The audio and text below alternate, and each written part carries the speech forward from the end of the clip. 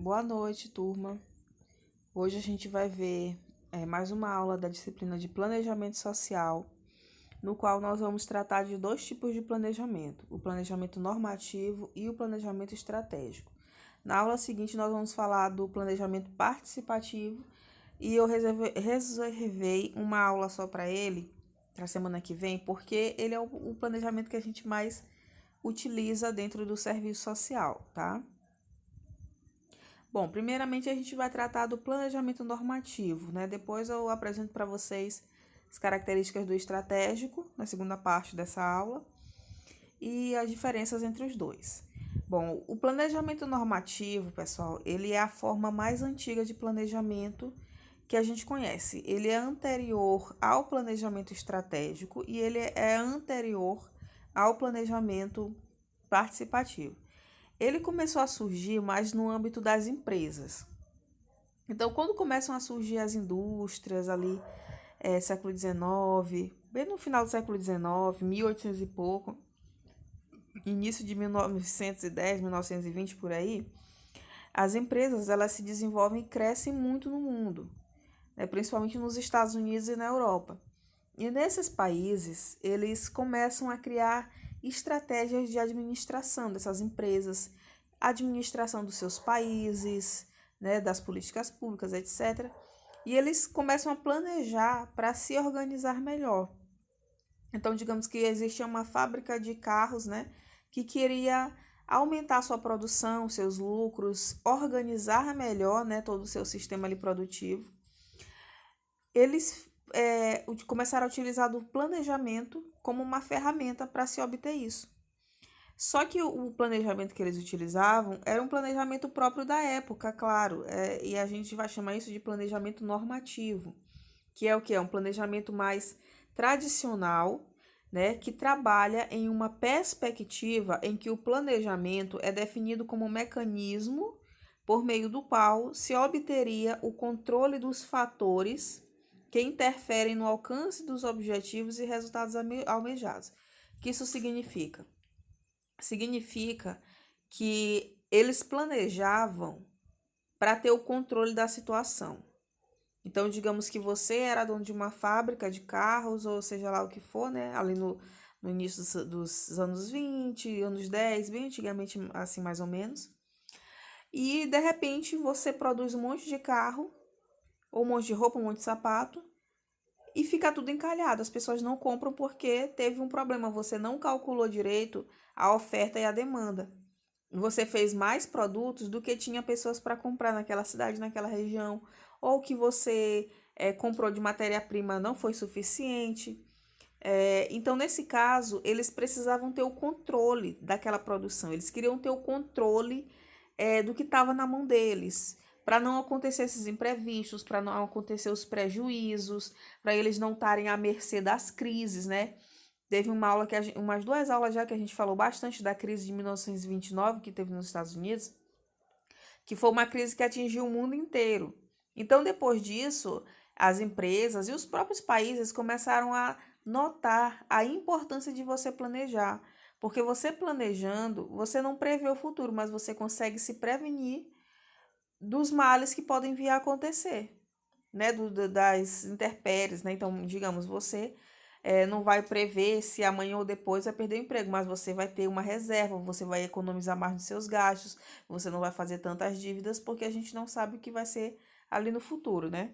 Então, eles planejavam, né, através desse planejamento normativo, esse planejamento tradicional, mais antigo, para ter o controle da situação. Esse que era a meta mesmo desse objetivo e para alcançar aqueles objetivos, aqueles resultados que eles almejavam, né?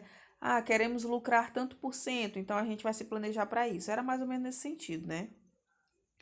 Esse tipo de planejamento possui um caráter determinista. O que isso significa? Ele é muito direto, ele é muito exato, ele não abre muito espaço para que você modifique. Não, ele aponta um caminho e esse caminho tem que ser seguido. É um planejamento muito rígido. O objeto do plano, né? Eles querem alcançar o objetivo daquele plano, daquele projeto que eles estão pensando e não pode fugir daquilo. Não pode vir nada diferente daquilo. Eles são muito focados na realidade, a realidade que se tem agora, nesse momento, não a realidade futura. É tomada de forma estática, ou seja, eles planejam de uma forma muito paralisada, uma forma muito rígida. Não, por exemplo, diferente do planejamento participativo, como a gente vai ver, que a população participa, o cidadão participa nesse tipo de planejamento aqui, não. São poucas pessoas que estão ali decidindo e eles têm uma meta muito focada, eles têm uma forma muito rígida de estar planejando. E isso aqui, gente, é mais usado em empresas, né? Eu estou apresentando porque é interessante a gente tratar também desse aspecto de empresa. A gente não trabalha só com políticas públicas, a gente também trabalha dentro de empresas. É uma forma de planejamento passiva, pois, em tese, tende a se submeter às mudanças planejadas. Então, eles não querem alterar a realidade, eles querem ter o controle dessa realidade e utilizar melhor todos os recursos que ela tem a oferecer, né?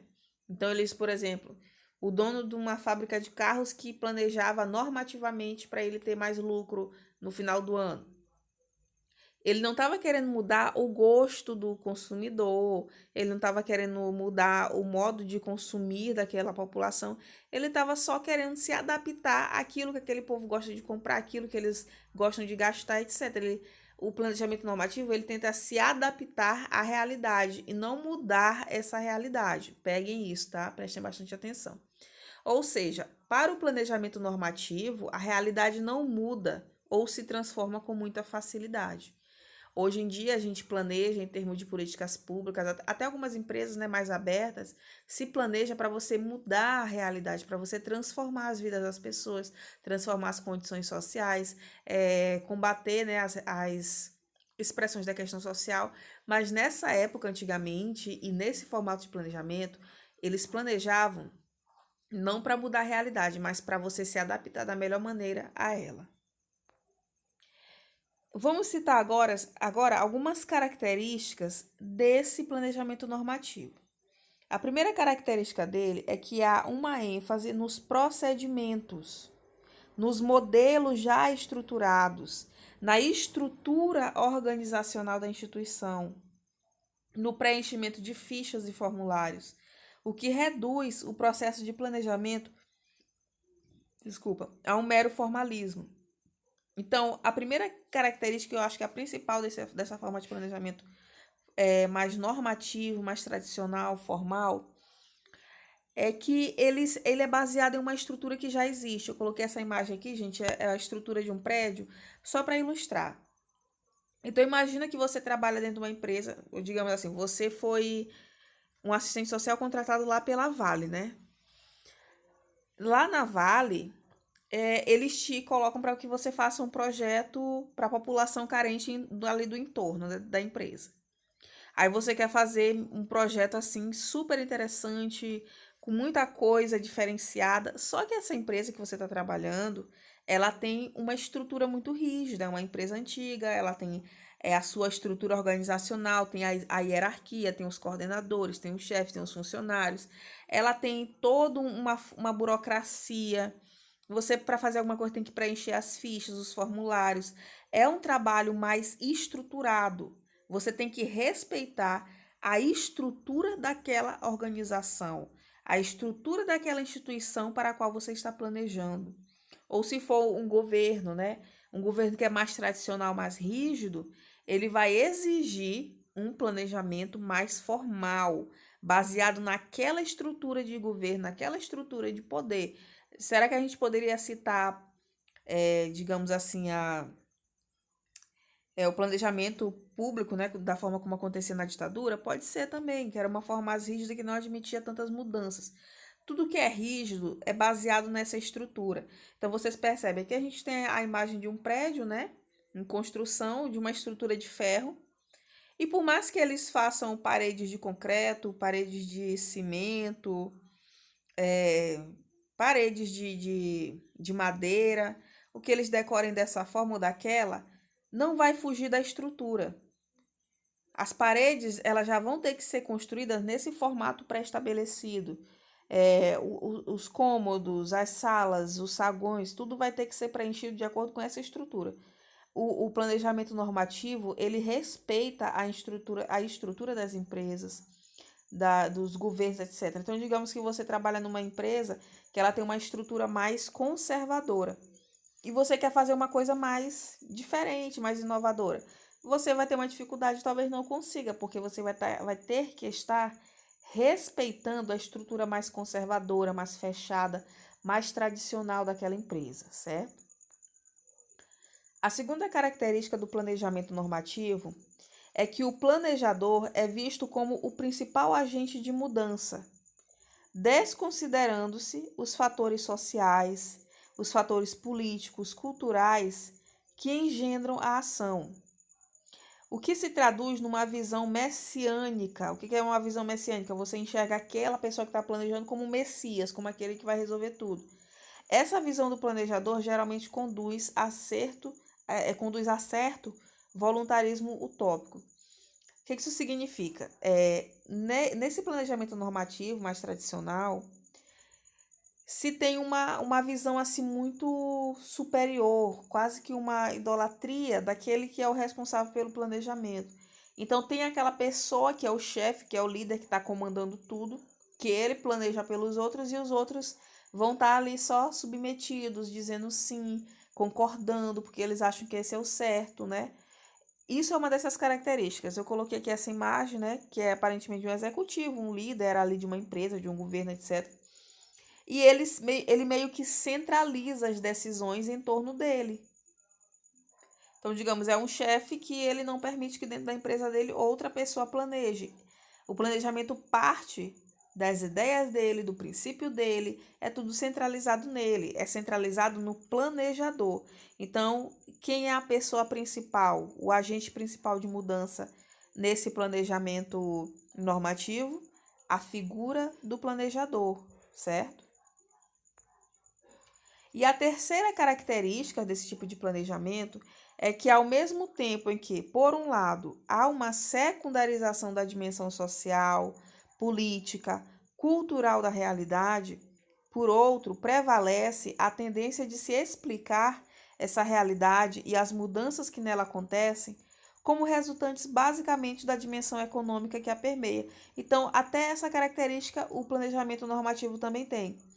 Ele enxerga os fatores que estão ali por trás dos problemas, os fatores que estão por trás da sociedade, enfim, somente do ponto de vista econômico. Então, por exemplo, eles não vão partir para planejar uma política de combate à fome, digamos assim, né? Um governo que ele tem uma visão muito normalista do planejamento. Eles vão planejar achando que a causa do problema que está por trás é só o financeiro, é só o econômico. O que mais se dá valor nessa forma de planejamento é a dimensão econômica. Não se dá muita ênfase, né, no aspecto mesmo mais social. Não tem muita participação da população, tem praticamente nenhuma participação da população. Não se pensa em transformar essa realidade para diminuir os problemas sociais, não. A principal característica desse tipo de planejamento é realmente que ele valoriza muito mais a economia, ele valoriza muito mais a questão financeira, né? Então vocês percebem que essa forma de planejamento normativa, ela é mais rígida, mais tradicional, mais materialista, digamos assim. Deixa eu só ver quantos minutos. Certo. Peraí. Vou dar uma pausa aqui e a gente continua agora na segunda parte, tá? Para não ficar muito longo o vídeo.